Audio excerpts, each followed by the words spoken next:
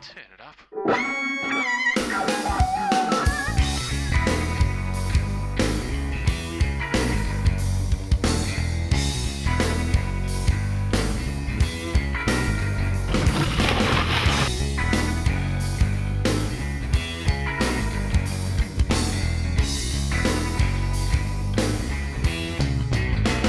Hi, I'm Charlie Micallef and welcome to today's show. As you can see, something a little bit different than Rye. We're on the Gippsland Lakes. We've got some exciting news to share with you. Savage Seas Adventures is doing a new show, producing a new show with Con from Fish House, hosting it, and it's all about the Australian seafood markets and how a fish gets caught and then it goes to the shops and it ends up in the restaurants and to your plates. It's exciting. We're filming it now. It should start probably on Channel 31 around about January of next year. We'll have to wait and see on timing, but I'm very excited. I'm with my son Ashley Micallef came on the show for our new show starting in June on Channel 31, and we did a little bit of a feature on spearfishing. We started off at Cape Shank and we worked along the coastline. I've got to say, there's a lot of good sweeper there at the moment. Now, sweeper, they're probably underrated because, you know, they're fairly easy to catch and they're not really seen in the market that much. But I'll tell you what, if you can get a chance when you've got some flat seas on the back beaches and get out there and get some sweep, they are great eating. And we managed to find some really good gutters. We're holding a lot of sweep, as you can see at the moment on screen. Real big gutters and some fantastic sweep there at the moment on the Mornington Peninsula. Now, all the other species are continuing. It's all about the weather, of course. We're coming into May, and when we get that first cold snap around May, that's usually when it starts to shut down. But you'll still get your things like, your snapper, for example, are still going at the moment. You still will get them at May. I managed to catch some early in the piece this week as well, and here's how it went. If I had some garlic and some chilli, I'd eat it right now.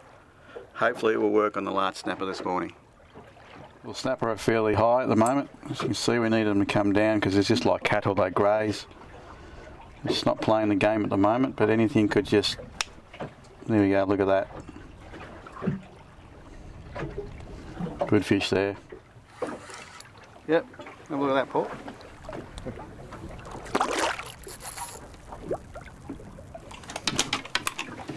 There you go. That's our target species, but you know what? It's not really the big one we're looking for. But it's not too bad. Beautiful colours that we get on these fish.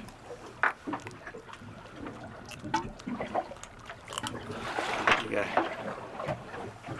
Beautiful spots.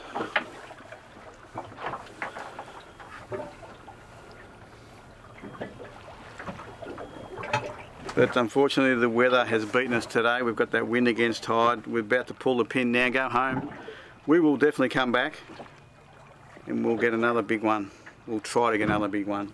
This is perfect eating size. Looks like, Paul, you've got your lunch, mate. Yes. A lot of small pinky snapper that have moved in at the moment, so they're pretty good going. Now, when the weather does get a lot cooler, of course, we focus on the boat show. Now, the boat show is coming up in June.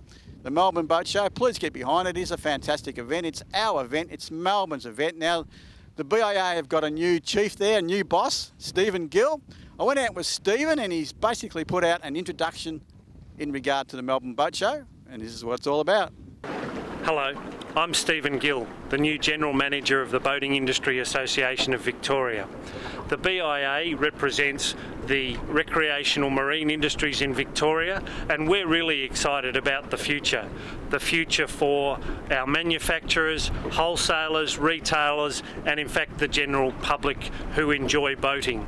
We would love to promote boating and increase participation in boating over the coming years, and one of the main ways we do that is through the Melbourne Boat Show.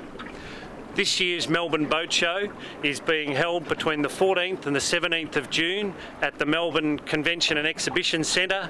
It's 21,000 square metres of new products, all associated with the marine industry. It's really exciting. There will be new products, fishing equipment, electronic equipment, and it's a must-see for everybody who wants to be involved in the marine environment and participate in boating. I'll look forward to seeing you there. cracker morning, Jay. It's pretty good out there, isn't it, mate? He's still a little bit seedy. He doesn't like the mornings, do you, mate? Getting a bit old for these mornings, Charlie. You're getting a bit old. Give me a break. Come on, you're still a young fella. Oh, well, mate, we're here. We are, mate. What's the plan? Gummies again, mate. Going to get you on one. I've got to catch one for the season. I haven't caught one this season. And we've got some locally caught bait that Ashley speared the other day down at the Shank, etc. Now, these are fantastic bait, Jay, because they got the smell. Smell that. It's like an aroma. Smells like fish, mate. Yeah, but it's a lot stronger scent, right? And obviously the stronger scent it is, it draws the gummies to our location. There's a lot of water here, guys. So to do that, we've got to have some good bait. Not old bait, because you get your rays coming in, anything that's smelly too long in the freezer, it's just not good, is it, mate? Nah, mate, as I said, fresh is best. Yeah, it is. And sweep is the flavour of the choice today. And we're going to try a head. Yep. Right, 8-0 hook, and Jay's going to go through all the rigs this morning for you. I'm just going to pin it there. And we've got Glenn behind the camera this morning. Good mate, g'day mate, how you going? Just like that. How's that? Looks pretty tempting to me. It does, mate. And because we're not fishing in too much of a current today, we can use a bait like that and not be worried that it's going to spin around on us. That's right, only small sinkers today. We're in deep water. We'll come out into the deep. We call it the deep. It's between 17 and 23 metres of water. As this time, it's autumn. It's getting towards the end of the season, although we fish all year, don't we? That's right, mate. All through winter. Absolutely. So a lot of good fish caught in these areas at this particular time. Yep. Should be good. Let's give it a go. Yep. As you can see, 8-0 hooks. I prefer to use a Gamakatsu. I think that's what Charlie's got there. Yep, looks like a Gamma. Also using leader, approximately anywhere from 60, 80 pound. I generally use 80 pound just in case there is a schoolie around, you never know. And with 80 pound, you've got better chance of getting that schoolie in the boat. Generally a leader length of anywhere from kind of a metre to a metre and a half, depending on the current flow that you're fishing in. And you'll see today we're actually not using the old charter specials. Reason for that, we don't need to use those bigger reels. We're not in that hard current today, so we can get away with using spin gear. Realistically, anything from a 6,000 to a 10,000 reel is probably preferred size to use. If you are in those shallower waters in the 8 to 12 metres where we do get the smaller gummies, I love using the 4,000 and 2,500 reels, but this is going to be really what we need today. We'll put a small lead on there and we'll get her out.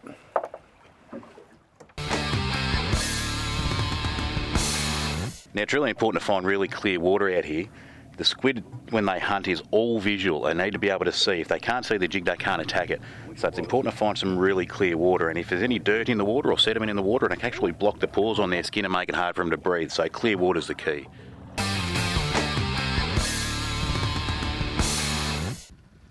Now, filleting fish. We all love Con. Here's Con.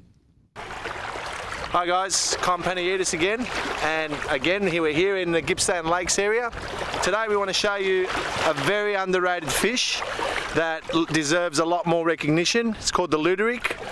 Some people call it black brim as well, which is incorrect. Luderick is the correct name for it. It's a grass eater, it's got beautiful flesh, and I want to show you how you get the flesh out to enjoy something that most people overlook when they buy their fish.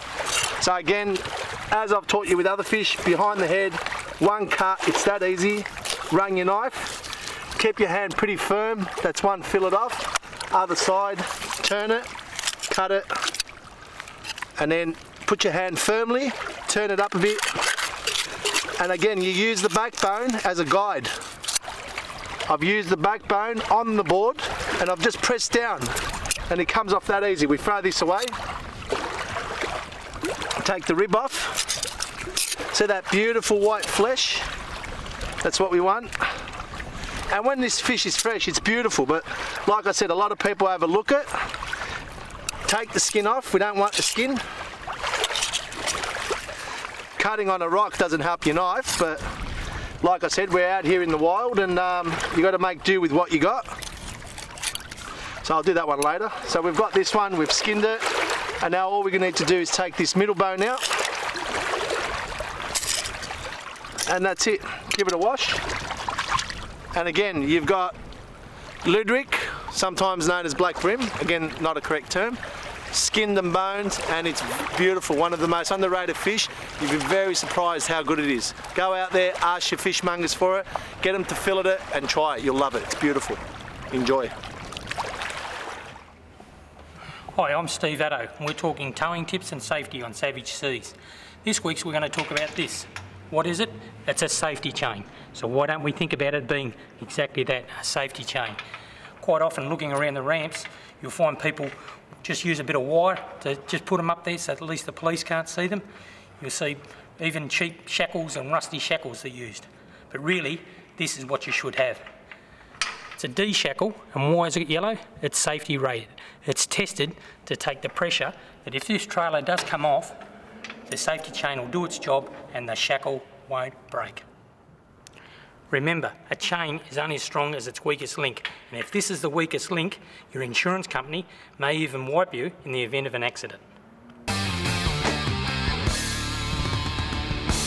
Exciting stuff. The Australian Seafood Show, as I said, will be coming out next year on C31. Until next time, I'm Charlie Micallef. Stay safe. Turn it up.